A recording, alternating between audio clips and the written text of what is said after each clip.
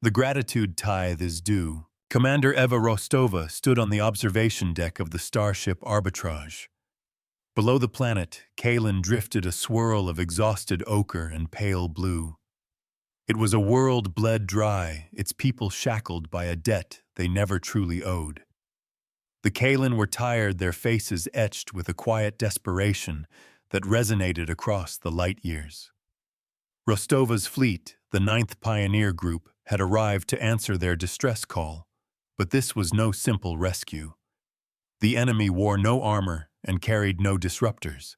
They carried ledgers and invoked the law. The Gilded Authority did not conquer, it obligated.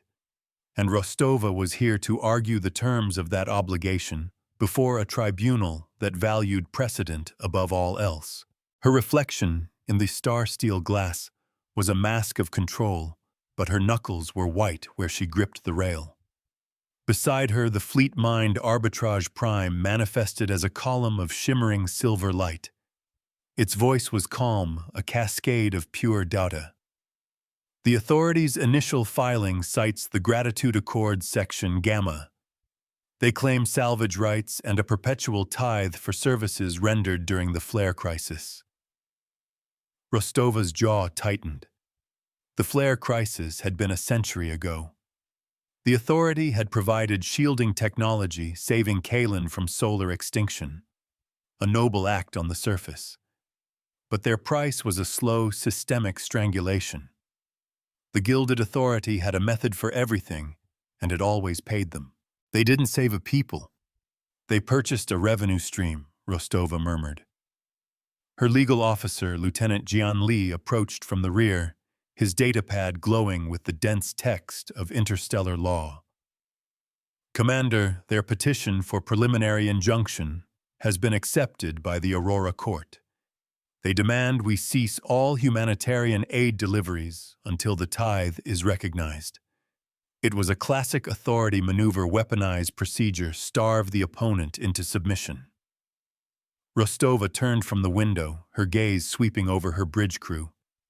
They were few, but they were the best. They were humanity's argument in the cold calculus of space. We do not answer need with a caller. A small vignette played on a secondary screen, a live feed from Kalen's surface. An old man, a farmer by the look of his worn hands, carefully divided a single nutrient paste brick among 3 wide-eyed children. Their world was dying not from a stellar flare, but from 1,000 perfectly legal cuts. The authority's victory was not in battles won, but in contracts signed. Rostova tapped her comms. Prime, open a channel to the authority's local prefect. Inform him we acknowledge his legal filing. She paused, her eyes locking onto the feed of the starving family. And inform him that our first shipment of medical supplies will land in 1 hour, with or without the court's blessing. This was not just about law. It was about the line between law and justice. The prefect's reply was swift, an elegantly worded threat, wrapped in legal jargon. He spoke of sanctions of formal censure from the Galactic Concord. He spoke of the unfortunate but necessary consequences of violating established protocols. Rostova listened patiently, her expression unreadable. Prefect, you claim a debt of gratitude, she said, her voice cold and clear. Gratitude is earned, not levied. You have 30 minutes to rescind your injunction. The line went silent. Arbitrage Prime's light pulsed softly. His biosigns indicate extreme agitation, Commander. His legal framework does not account for direct defiance. The Gilded Authority always expected you to play by their rules. That's because their framework is designed to make defiance unprofitable, Rostova replied. Jian, what's our exposure if they escalate to the High Court? Lieutenant Li swiped through projections on his datapad. Significant, Commander. The Gratitude Accords have been upheld in 17 consecutive cases. The precedent is ironclad. He hesitated. Our only viable path is to prove malign intent to demonstrate that the original contract was predatory, a nearly impossible task. The authorities' lawyers were masters of their craft, their contracts flawless works of art designed to enslave worlds. But humanity had a different kind of strength. We remember by ledgers, not by chains. The countdown reached 0. The authorities' injunction remained. Launch the shuttles, Rostova ordered. Full sensor broadcast. Let the entire sector see us delivering food to the hungry. It was a public declaration of intent, a challenge thrown down in the court of public opinion. The authority could win in the courtroom, but they could not afford to look like monsters on the galactic stage. Their entire system was built on a veneer of enlightened benevolence. We are here to teach them the true cost of their mercy. As the first human shuttle descended through Kalen's thin atmosphere, a new message arrived. It was not from the prefect. It was from the Aurora Court itself. An emergency session had been convened. A prelate of the court would be arriving to conduct a public inquiry. Rostova had her wish. The authority would be forced to argue its case not in the sterile silence of a closed hearing, but in the open for all to see. The first move had been made. The board was set, and the price of failure was the soul of a world. The mirror of justice was about to be turned upon them. The prelate's vessel was a thing of stark, intimidating beauty. It was a shard of obsidian gliding through the void, a void-black ship that absorbed light and radiated authority. It docked with the arbitrage with a precision that was almost contemptuous. Prelate Cathar was a Xylan, a species known for their unwavering devotion to the letter of the law. He was tall and skeletal, wrapped in robes the color of dried blood, his face a mask of ancient wrinkled flesh. He and his retinue swept onto the bridge, their presence sucking the warmth from the air. Their justice was a cold equation, and they were here to balance it. Commander Rostova Cathar's voice was like stone grinding on stone. "You have violated a standing court order. Explain yourself." Rostova met his gaze without flinching. "Prelate, I have delivered aid to a signatory world of the Concord in accordance with my standing orders from the human mandate. The Gilded Authority's injunction is a perversion of the gratitude accords designed to inflict suffering for profit." Cathar's eyes, black and depthless, narrowed. "The accords are not on trial here, Commander. Your actions are. The law was a shield for the powerful, a cage for the weak." A junior officer, Ensign Cole, monitored the public data streams. His station blinked with incoming transmissions from across the sector. News feeds, citizen forums, official government channels, they were all lighting up. The story was spreading. A human fleet defying a corporate giant to feed a starving world. The court of public opinion was now in session. Prelate Rostova said, her voice resonating with quiet confidence, "I welcome a public inquiry. Let the authority state its case for all to hear. Let them explain why a debt of gratitude requires the slow starvation of an entire people." She had thrown the gauntlet. Now we would see if they dared to pick it up.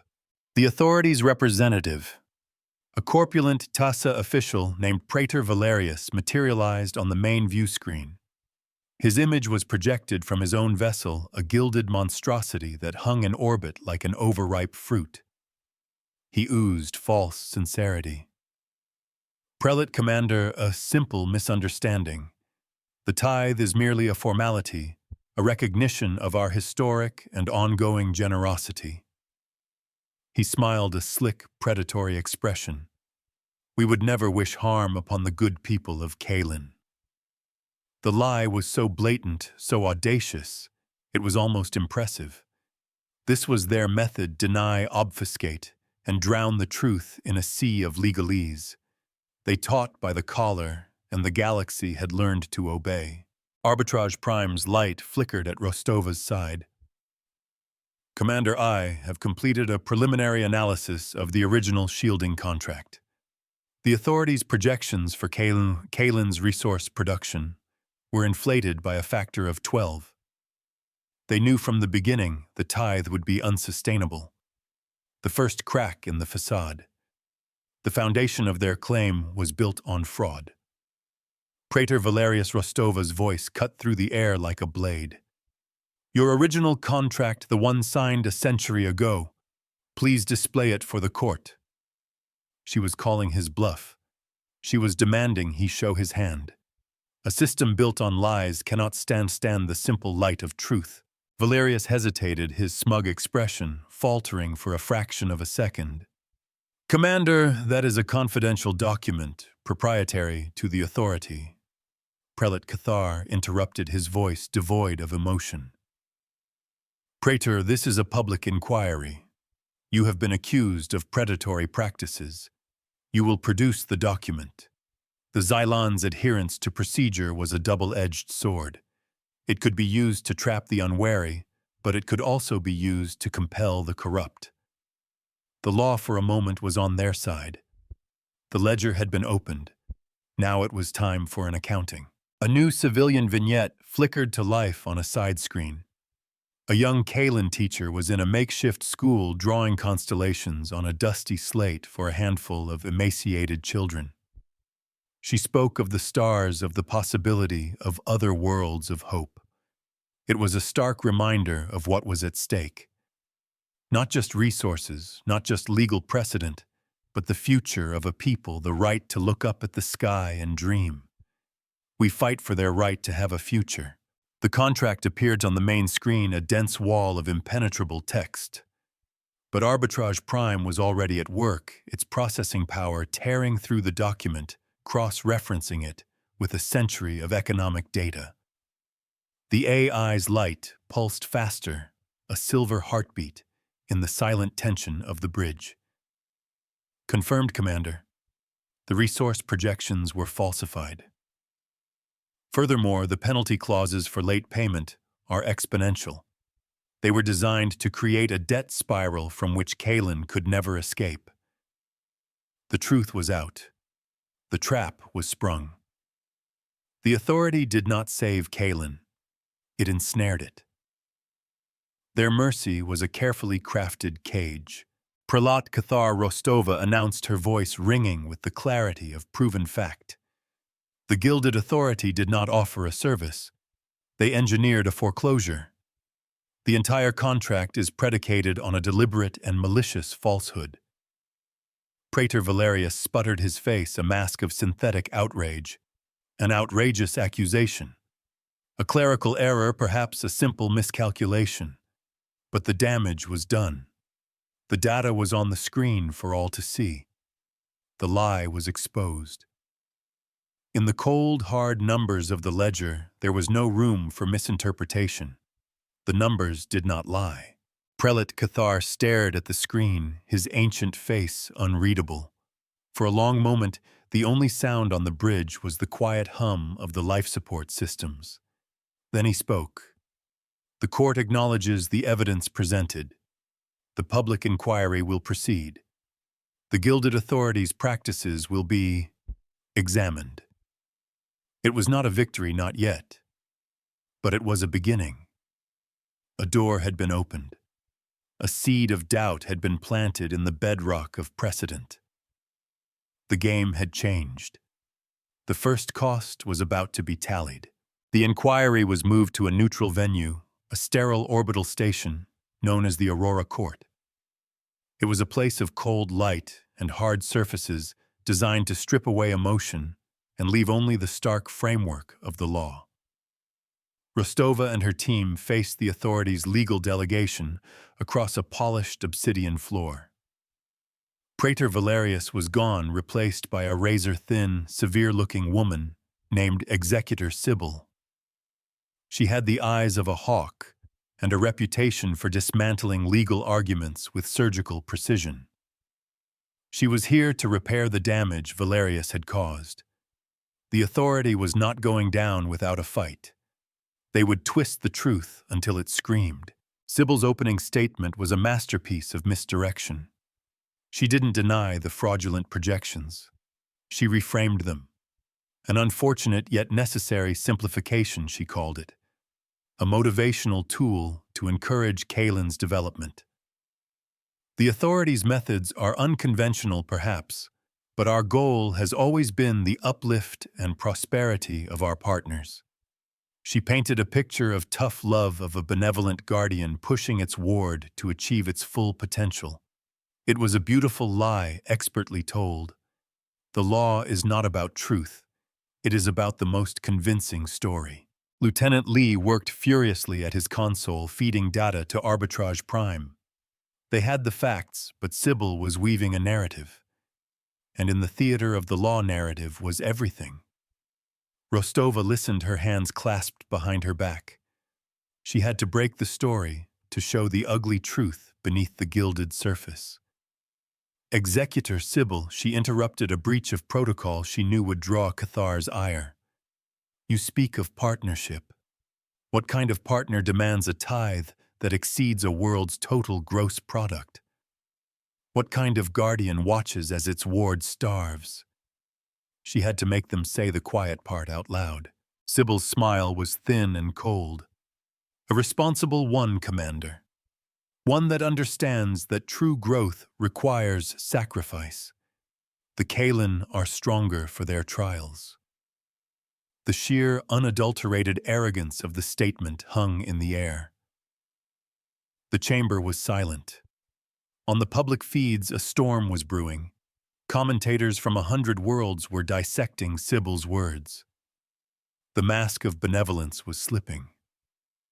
They had just told the galaxy that suffering was a tool of corporate policy. We teach by numbers, not by pain. Arbitrage Prime sent a private message to Rostova's neural lace. Commander, her argument is legally sound under the sovereign benefactor precedent. We cannot win by attacking her logic. We must attack her premise. The AI was right. They couldn't argue that the authorities' methods were illegal. They had to prove they were immoral, that they violated a deeper, more fundamental law. The spirit of the law, not just its letter. Rostova took a breath. It was time for a new gambit, a riskier one. One that would put humanity itself on trial. A mirror must be held to their face. Prelat Cathar Rostova said, her voice steady. I request permission to call a witness. Sybil's eyebrow arched in amusement. Who could Rostova possibly call? The Kaylin were not permitted to testify. They were the subject of the dispute, not a party to it. Who would you call? Commander Cathar asked, his voice laced with suspicion.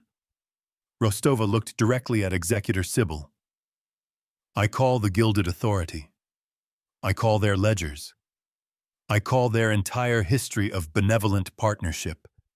She was demanding full discovery, an audit of their entire enterprise, an unprecedented request, an impossible demand. The cost of justice is always high. Sybil laughed, a short, sharp bark of derision. Absurd. Our records are proprietary. The court cannot compel such an action. But Cathar did not dismiss it. His ancient eyes were fixed on Rostova, a glimmer of something unreadable in their depths. Commander, on what grounds do you make this extraordinary request? This was the moment, the pivot upon which the entire case would turn. On the grounds of pattern and practice, Prelate. The authority claims their actions on Kaylin are a singular case of tough love. I contend they are part of a deliberate systemic strategy of predatory acquisition, a strategy they have employed on dozens of worlds. She was accusing them of being a criminal enterprise. The truth must be seen in its entirety. The chamber erupted. Sybil was on her feet, protesting furiously. The authorities' lawyers were shouting objections. But Rostova stood her ground, a calm island in a sea of outrage. She had seen their pattern across the stars, the slow, methodical bleeding of world after world. Now she would force the court to see it too. "Show us the ledgers," she repeated, her voice cutting through the noise. "Show us the gratitude of the worlds you have uplifted. Or does your benevolence not bear scrutiny?" The challenge was public. The accusation was on the record. The mirror was turning, and it was about to show them a reflection they could not deny. This fleet teaches by numbers and remembers by ledgers, never by collars. A new vignette appeared on the public feed. On a world hundreds of light-years from Kalin, a world called Xylos, a group of reptilian artisans were chipping away at a mountain of debt-stone. Each chip represented a unit of tithe paid to the Gilded Authority. Their ancestors had signed a contract for atmospheric processors. Now their world was choked with the dust of their endless labor. The story was the same. The pattern was undeniable. The Authority's benevolence was a lie repeated across the galaxy. The time for accounting was now. Pralat. Cathar silenced the chamber with a single sharp gesture. He looked at the evidence streaming in from across the Concord. He looked at the unyielding stare of the human commander. He looked at the furious, cornered expression of Executor Sybil. The law was his god, but even he could see that the law was being used as a weapon. "The court will consider the request," he said, his voice heavy with the weight of the moment. The first escalation had been met. Now the stakes were raised to a level no one had anticipated. The Authority's entire empire was on trial. Victory would not be cheap. The days that followed were a blur of legal maneuvering. The Authority filed motion after motion to block the discovery, citing every clause of confidentiality and corporate sovereignty in the Concord's vast legal code. Sybil was a master of obstruction, throwing up a wall of procedure to protect her master's secrets. But Arbitrage Prime was her equal, dismantling each argument, finding loopholes and counter-precedents. The AI was a relentless engine of pure logic, a perfect foil to Sybil's obfuscation. The battle was being fought in the quiet hum of data streams and the dense text of legal filings.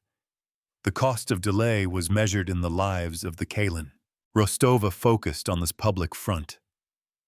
She gave carefully worded interviews to galactic news outlets, never directly accusing the Authority, but always raising pointed questions.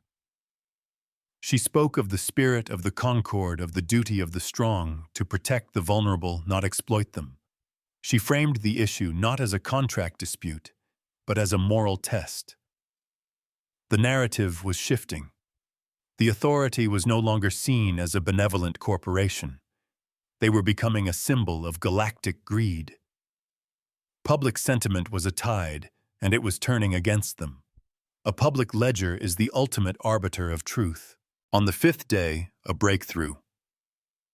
Arbitrage Prime, sifting through trillions of data points in the public record, found an obscure precedent from a forgotten trade dispute.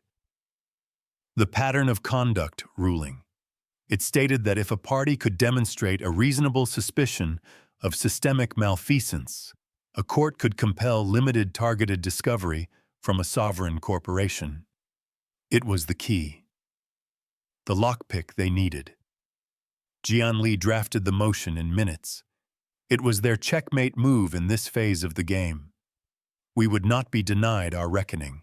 When they presented the motion, Executor Sybil's composure finally cracked. For a fleeting moment, a flash of pure, undiluted fury crossed her face. She had been outmaneuvered. The obscure precedent was unassailable. She had nowhere left to hide. Prelate Cathar, after a day of deliberation that felt like an eternity, granted the motion. The Authority was ordered to produce the ledgers for a dozen worlds chosen at random by the court for the past 50 years. A limited audit, but it would be enough. The truth was about to come out. The mirror was about to become a weapon. Before the data arrived, another vignette. A human civilian, a freighter captain, was being interviewed on a newsfeed. "I used to haul cargo for the Authority," she said, her face grim. saw what they did to worlds like Kalin. They call it a gratitude tithe. We called it the vulture tax. I quit. Couldn't be a part of it anymore. Her testimony and dozens like it began to surface. Former employees, disillusioned partners, all telling the same story. The authorities' carefully constructed image was crumbling. Their empire was built on a foundations of silent complicity, and the silence was being broken. Every voice added to the count. The data arrived. A torrent of encrypted files, a mountain of raw information. The authority had complied with the letter of the court's order, but they had made the data as difficult to analyze as possible. It was a final act of defiance. But they had underestimated arbitrage prime. The AI's silver light intensified its processors running at maximum capacity. It was not just an AI. It was a fleet mind, the combined intelligence of 1,000 brilliant minds distilled into a single conscious entity. It devoured the data. The numbers would tell their story. Hours passed. The bridge of the arbitrage was silent, a vigil for the truth. Rostova stood by the AI's light column, waiting. Finally, the light pulsed, and the AI's voice filled the space. The analysis is complete, Commander. The pattern is confirmed. In all 12 cases, the initial contracts contained deliberately inflated resource projections. In all 12 cases, the tithe structure was designed to be unsustainable, leading to default and the seizure of assets. The AI paused. The total value of assets seized by the Gilded Authority under the Gratitude Accords is 4.7 quadrillion Concord credits. The total value of aid provided is less than 1% of that amount. The numbers were staggering. The scale of the fraud was breathtaking. It was not a business model. It was a galaxy-spanning heist. The cost of their gratitude was theft on a cosmic scale. "Display it!" Rostova commanded, her voice tight. "Display it all." The main screen of the Aurora Court lit up with graphs, charts, and timelines. A visual representation of a century of systematic exploitation. The red line of debt climbing exponentially. The green line of aid flat and insignificant. The names of the worlds a roll call of the damned Kalin, Xylos, Parnassus, and 9 others. The evidence was irrefutable.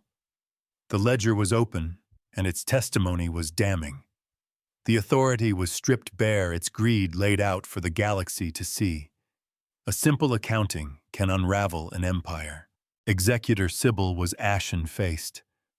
Her arguments, her legal maneuvering, all of it was meaningless in the face of the cold, hard data. She had no counter-narrative. The numbers told a story that could not be spun. Prelate Cathar stared at the screen, his ancient face a mask of cold fury. He had been a guardian of the law for centuries. He had seen corruption, he had seen greed.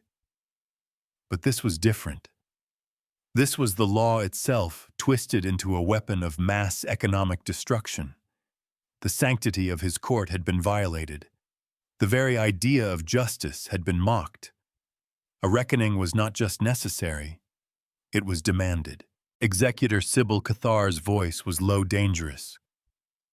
"Do you have a response to this?" "Accounting." Sybil opened her mouth, but no words came out. What could she say? The ledgers spoke for themselves. The Gilded Authority was guilty, not just of fraud, but of a crime against the very spirit of the Concord. They had turned mercy into a commodity and gratitude into a weapon. They had perverted the law to serve their avarice. Rostova had not just won a case, she had exposed a cancer at the heart of the galaxy. But the victory was not yet complete. The verdict was in, but the sentence had yet to be passed, and the cost of this victory had yet to be paid. The mirror had shown them their reflection. Now it was time to deliver the justice. The prelate's judgment was swift and severe. The gratitude accords as practiced by the gilded authority were declared null and void. All outstanding tithes were cancelled. All seized assets were to be returned. A punitive fine so large it would cripple the authority for a generation was levied. It was a total, unequivocal victory. On Kalen, celebrations erupted. The people danced in the dusty streets, their faces turned to the sky, where the human ships hung like avenging angels. They were free. The collar had been broken. The future was their own again. A simple truth, backed by numbers, had set them free. But Rostova knew it wasn't over. The authority was a wounded beast, but a powerful one. They would not accept this defeat gracefully. And there was still the matter of the mirror. Justice was not just about punishment. It was about restitution. It was about balancing the scales. Arbitrage Prime had a plan for that. A final, elegant move that would turn the authorities' own methods against them. It was time to teach them the true meaning of a balanced ledger. It was time for mirror justice. The plan was simple in its concept, breathtaking in its execution. The authorities' entire financial network was built on a system of high-frequency credit transfers and automated debt servicing. It was a complex, galaxy-spanning web of digital transactions. Arbitrage Prime had spent the inquiry mapping this network, finding its pressure points, its critical nodes. The AI had found a way to use the court's own judgment as a key, a legal override to access their system. They were going to return the costs with interest. Justice by accounting. It's a high-risk maneuver, Commander Jian Li warned. If we miscalculate, the blowback could crash the entire Concord financial system. Rostova looked at the feed from Kalen, at the faces of the children who would now have enough to eat. The authority built a system based on risk-free profit, she said.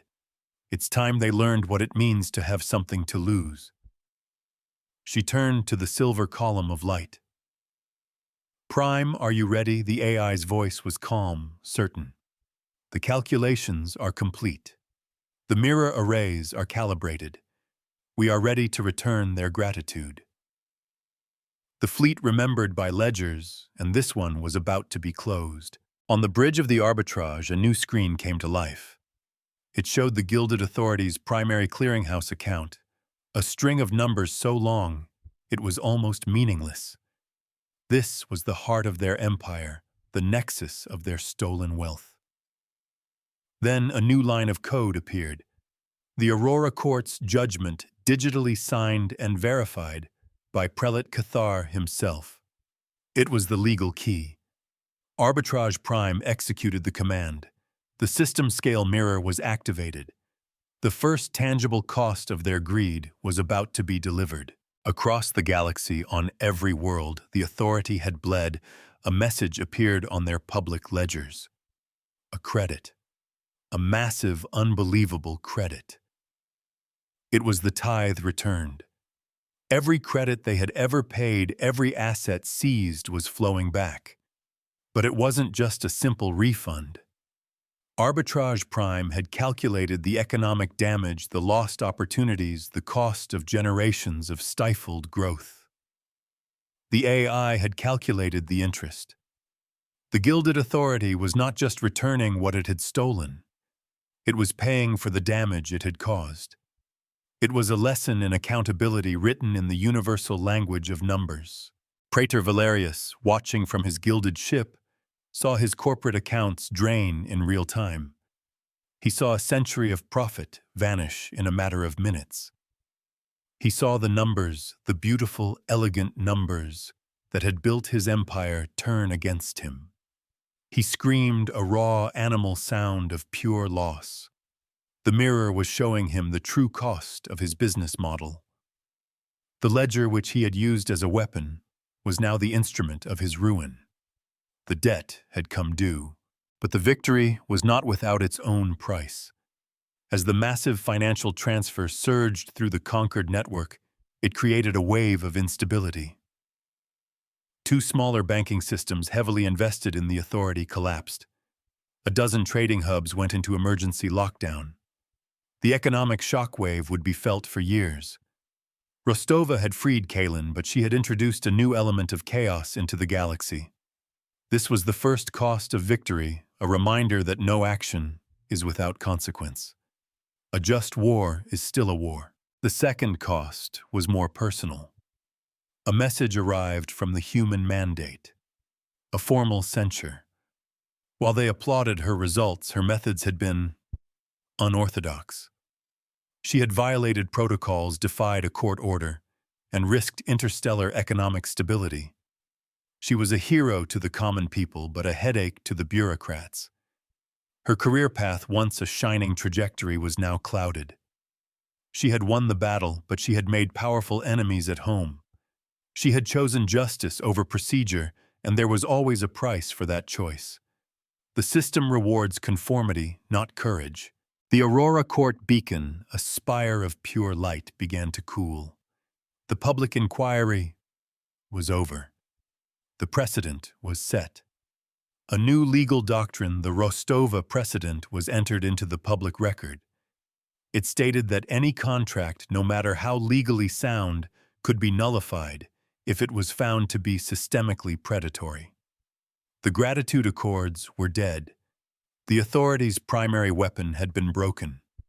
The balance of power in the galaxy had shifted just a little in favor of the small, the weak, the indebted.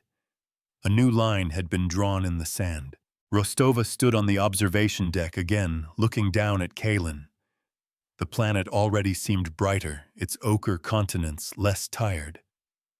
Below the first of the authorities' automated freighters, their cargo holds filled with returned assets and resources were beginning their automated, court-ordered descent. It was more than Kalin had seen in 100 years.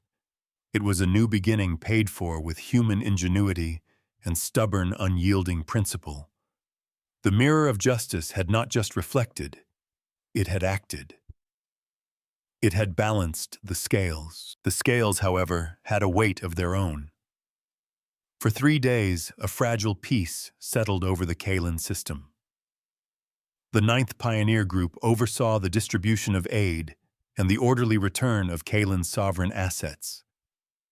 On the planet below, the first free election in a century was being organized. Children who had only known hunger were learning to play. It was a picture of perfect, hard-won justice. But the ripples of Rostova's victory were spreading, and not all of them were gentle. The price of one world's freedom was being calculated in the boardrooms of a dozen others. A priority message from High Command cut through the quiet satisfaction. Admiral Sarkis, Rostova's mentor, appeared on her private screen. His face was a granite mask of conflicting emotions. Eva, the mandate is celebrating you in public and crucifying you in private. The censure is official. You're grounded pending a full review. He sighed, the sound heavy with the weariness of politics. The financial sector is in turmoil. The Concord Assembly is screaming for someone to blame. The authority is using the chaos to paint you as a reckless anarchist. A victory is only a victory if the world accepts it as such. The authority is a criminal enterprise, Admiral Rostova stated, her voice level. We proved it. You proved it in a courtroom, Eva. Now they are trying you in the forum of economic stability, and that is a much more forgiving court for the wealthy. He leaned closer to the pickup. They're demanding a new tribunal. Not to appeal the Kalin verdict, they know that's a lost cause. They are filing a grievance against you, against the human mandate, citing reckless endangerment of the Concord's economic foundations. The second wave was coming, and this time she was the target. Arbitrage Prime's light shimmered beside her.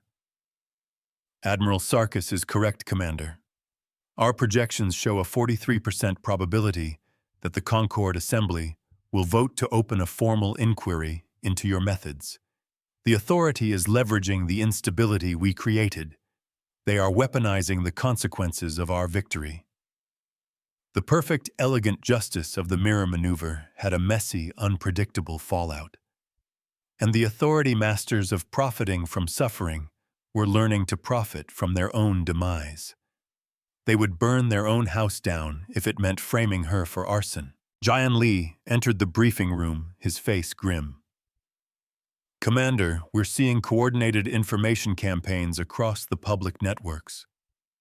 They're using the bank collapses, fabricated stories of families' ruined livelihoods, lost all laid at your feet." He brought up a montage of news reports. A weeping Xylan merchant, a grizzled asteroid miner whose pension fund had vanished, a slickly produced authority advertisement offering stability in a time of human-made chaos. They were not trying to win back their money. They were trying to win back the narrative. They were trying to make their crimes seem preferable to the cure. The cost of truth is often a more convenient lie. A vignette from a different world played on the screen. A financial hub on Cygnus X1. Traders were in a panic, their screens flashing red. The collapse of the two authority-backed banks had triggered a cascade failure. The economic pain was real. Rostova had known there would be consequences, but the scale of it, the human cost, was a heavy weight. This was the authorities' new weapon, the innocent victims of the justice she had delivered. Every hero is a villain in someone else's story. They're not just reporting on the chaos, Prime Rostova said, watching the panicked traders. They're amplifying it. Run a deep analysis on the market fluctuations. Cross-reference the trades with known authority proxies and shell corporations. I want to know if they're just fanning the flames or if they're pouring gasoline on the fire. Her gut told her this was no passive strategy. This was a deliberate, controlled demolition. You cannot build an empire on predatory math without learning how to manipulate the numbers. The AI's light pulsed with intense activity. "Understood, Commander. Initiating a full-spectrum economic forensic analysis. It will take time. The authority is skilled at concealing its actions." Rostova nodded. "We don't have much time. Jian, prepare a preliminary defense. The charge will be reckless endangerment. Our counter will be that all our actions were a direct and proportionate response to a proven criminal enterprise." But she knew it was a weak position. The Concord valued stability above almost all else. She had kicked over a hornet's nest, and it didn't matter that the hornets were thieves. The system only cared that it had been stung. A perfect law can create an imperfect world. The call came 2 days later. Prelate Cathar's face, as impassive and ancient as ever, appeared on the main screen. He was not on the Aurora Court station. He was in the grand chamber of the Concord Assembly. "Commander Rostova," his voice echoed in the vast hall. "The Gilded Authority has, as is their right, filed a formal grievance. They accuse you and the human mandate of actions resulting in gross economic destabilization. The Assembly has voted to convene a tribunal of inquiry. Your presence is required." The board was reset. The game was beginning again. But this time she was not the accuser. She was the accused. The mirror was being turned on her. The journey to the conquered capital world, a gleaming ecumenopolis named Unity, was tense. The crew of the arbitrage felt the shift. They had been heroes. Now they were pariahs. Public opinion, once so firmly on their side, was now a fractured, confused mess. Half the galaxy hailed Rostova as a liberator, a saint who had broken the chains of debt. The other half called her a zealot, a reckless idealist whose cure was worse than the disease. Justice is simple. The consequences are not. As they approached Unity, a small, unassuming civilian ship requested permission to dock. It was a delegation from Kalin. The newly elected Planetary Council had traveled for a week to be here. Their leader, an old woman named Ilara, who had been a history teacher during the darkest days of the Tithe, stood before Rostova on the bridge. Her eyes were filled with a fierce, unwavering loyalty. "Commander, we heard what they are doing to you.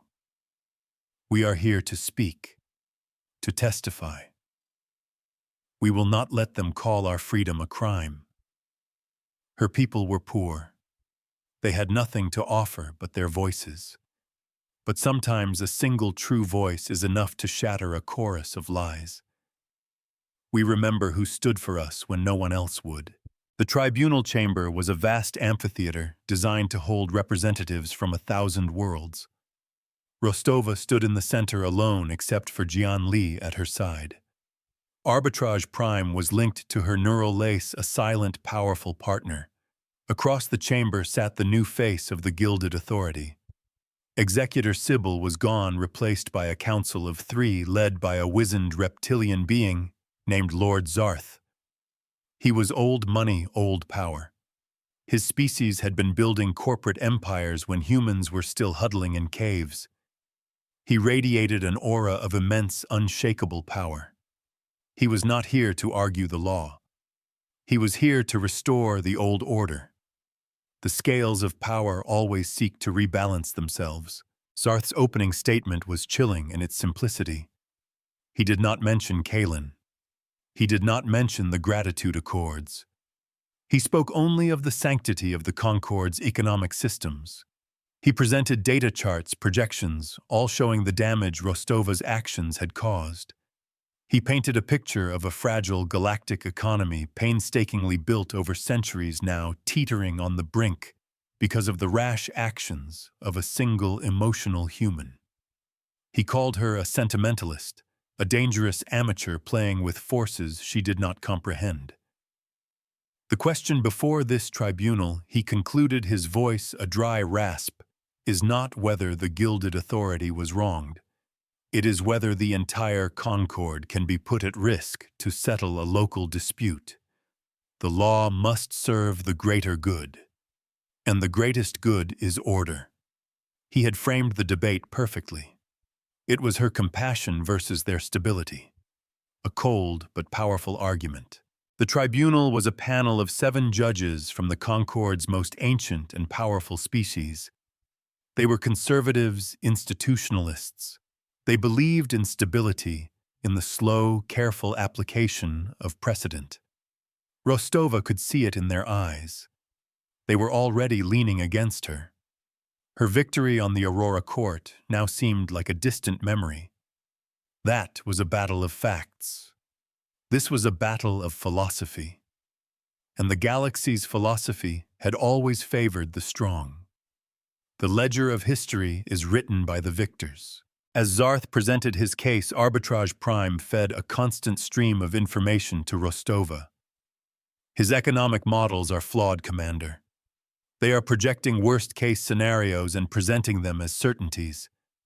He is omitting key recovery indicators. The AI's voice was a calm anchor in the storm of accusation. "It doesn't matter," Prime Rostova whispered back, her voice too low for anyone to hear. "The damage is real. The fear is real. He is selling them a cure for the fear." She needed more than a counter-argument. She needed to change the entire conversation. She needed a new mirror. The delegation from Kalen was called to testify. Ilara walked to the center of the chamber, her steps slow but steady. She looked at the 7 judges, at the 1,000 silent representatives. She spoke not of economics or law, but of life. She described what it was like to watch your children go hungry, to pay a debt you did not understand. She described the loss of hope, the slow death of a world spirit. The commander did not bring chaos to the galaxy, she said, her voice ringing with unshakable conviction. She brought chaos to the business of predators. She brought justice. If your order is built on the foundation of our suffering, then your order deserves to be broken.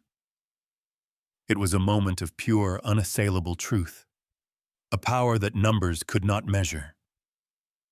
But the judges' faces remained impassive. Their hearts were hardened by centuries of compromise and political necessity. Compassion is not a recognized legal principle. During a recess, Admiral Sarkis contacted her again. "It's not going well, Eva. The Stability Caucus is rallying behind the authority. They're proposing a new resolution. Not just your censure, but a full repeal of the Rostova precedent. They want to make predatory contracts legal again, but this time with conquered oversight. They're calling it the Managed Gratitude Framework. It was the ultimate cynical move. They were co-opting her victory, twisting it into a new, more insidious form of control. The system does not break, it absorbs, it adapts." This was the third escalation. The stakes were no longer her career, or even justice for Kaelin. The stake was the future of galactic law.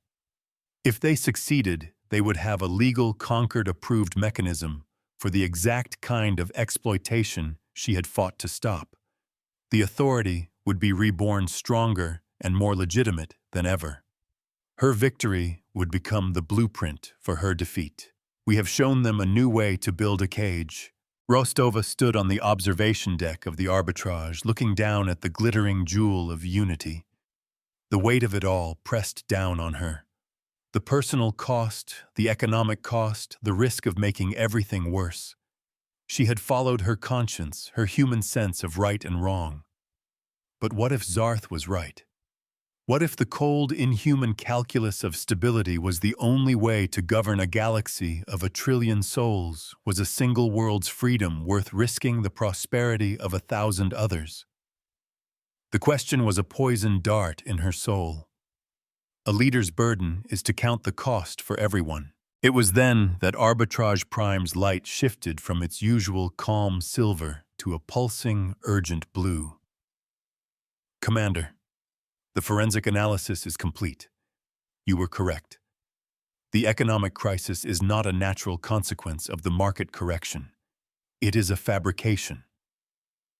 The AI's voice was different, not just analytical. There was something else in it. The cold, clear tone of a predator that has found the scent. The Gilded Authority is not just fanning the flames. They initiated a coordinated systemic attack on their own assets and partners. They have been short-selling the entire sector, profiting from the collapse they engineered. This is not a defense. It is an act of economic warfare against the Concord itself. The mirror was about to show a new, much uglier face. The AI projected the data onto the main screen. A complex web of transactions hidden behind layers of shell corporations and encrypted networks. It was a ghost in the machine, a hidden hand manipulating the entire galactic economy. The Authority had taken a hit from the Kaelin judgment, but they had hedged their bets. They had bet against themselves and in doing so, had manufactured the very crisis they were now blaming on Rostova. They had burned their own house down, not just to frame her for arson, but because they owned the insurance company and the demolition firm. The final truth was not just greed. It was a deep structural malevolence. They do not build. They only consume. "Can you prove it?" "Priame," Rostova breathed, her heart pounding. "Can you make it legible? Can you show it to the tribunal?" "I can do more than that, Commander," the AI replied. "I can trace the commands. They originated from a single heavily shielded node, the flagship of their new leader, Lord Zarth. The accusation was no longer against a faceless corporation. It was against the calm reptilian figure who had lectured her about order. He wasn't just the public face of their defense. He was the architect of the crime. The ledger always points to a name. This was the weapon she needed. Not a defense of her own actions, but a prosecution of theirs. The tribunal was not about her sentimentality versus their stability. It was about her justice versus their treason. Gian Rostova's voice was sharp, clear, the doubt gone. "Prepare a new filing. We're not answering their grievance. We're filing a countercharge. Sedition. The word hung in the air, heavy and dangerous. Sedition against the Concord itself. It was the highest crime in the galaxy, and she had the proof. The game was about to change one last time. We do not answer threats with retreat. We answer with a reckoning. When the tribunal reconvened, Rostova did not wait to be questioned. She walked to the center of the chamber and faced the 7 judges. "Honorable judges, I wish to withdraw my defense." A murmur went through the assembly. Lord Zarth allowed himself a small reptilian smile. He thought she was surrendering. "I wish to replace it with a formal accusation of sedition against the gilded authority and its leadership." The smile vanished from Zarth's face. The chamber erupted into chaos. The chief judge slammed his gavel, his voice booming through the hall. "Commander Rostova, you will explain this unprecedented action immediately. You are on trial here." "No, honorable judge," Rostova's voice cut through the noise amplified by the chamber's acoustics. "We are all on trial here. We are here to decide what kind of galaxy we live in." She turned to the assembly. "The gilded authority has presented itself as a victim, a guardian of order. This is a lie." She gestured to the main screen. "Arbitrage Prime, display the evidence. Display the mirror." The screen flickered to life. It did not show abstract charts or economic models. It showed the direct command logs from Zarth's flagship. It showed the cell orders, the network attacks, the disinformation directives. It showed in stark, undeniable detail his plan to crash the galactic economy for profit and political gain. It was a signed confession. The numbers did not lie, and they were singing a song of treason. Lord Zarth was on his feet. His composure shattered, his voice a furious hiss. Fabricated data. A desperate trick from a disgraced human. But it was too late. Arbitrage Prime was already broadcasting the raw encrypted data packets to every public network in the Concord, along with the decryption keys. The AI was not just presenting evidence, it was inviting the entire galaxy to audit the truth. 1,000,000 citizen analysts, 1,000 government agencies, they were all seeing the same thing. The proof was absolute. The ledger was public and it was indelible. Their final lie had been exposed. Prelate Cathar, who was observing the proceedings, rose slowly to his feet. His face for the first time showed emotion. It was a cold, pure rage, the rage of a true believer who has seen his faith betrayed. He had entertained the authorities' grievance. He had allowed this tribunal. He had operated under the assumption that all parties, however adversarial, respected the sanctity of the Concord. Lord Zarth had not just attacked the economy. He had attacked the very idea of the law. He had used the system's own processes as a weapon against it. This was an unforgivable sin. The mirror had shown a monster, and now the system had to devour it. The 7 judges, their faces grim, voted unanimously. The tribunal against Rostova was dismissed. A new criminal tribunal against the entire board of the Gilded Authority was convened on the spot. Lord Zarth and his council were taken into custody by the Concord Guard, their expressions of shock and outrage comical in their impotence. They had overplayed their hand. They had believed in their own power so much that they forgot that even the most powerful are subject to the simple arithmetic of cause and effect. A debt of treason must always be paid. The aftermath was decisive. The Gilded Authority, proven to be a seditious organization, was dissolved. Its charter was revoked. Its remaining assets were seized by the Concord and placed in a restitution fund for all the worlds it had ever exploited. The managed gratitude framework was rejected, and the Rostova precedent was reaffirmed, its principles etched into the foundation of conquered law.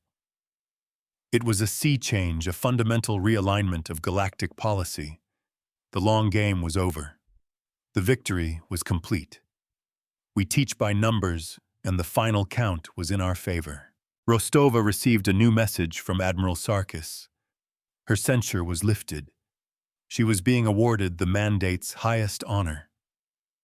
She had not only saved Kalin, she had saved the Concorpord from itself. She had exposed the cancer that had been growing in its heart. But as she stood on the bridge of the arbitrage, watching unity glitter below, she felt the weight of the second cost of her victory. She had been forced to reveal a terrible truth, that the system was vulnerable, that the order they all depended on could be so easily manipulated. She had won, but she had shattered the galaxy's innocence. Trust, once broken, is not easily repaired. The public ledger entry blinked on the main screen. Gilded Authority Charter revoked. Status dissolved. The simple final words that ended a corporate empire. The mirror arrays of the arbitrage, their work done, finally dimmed their silver surfaces, returning to a dull, quiescent gray. I stood for a simple principle. That law must serve justice, not the other way around. That a debt of gratitude cannot be paid with a collar. We held up a mirror and forced them to see the monsters they had become.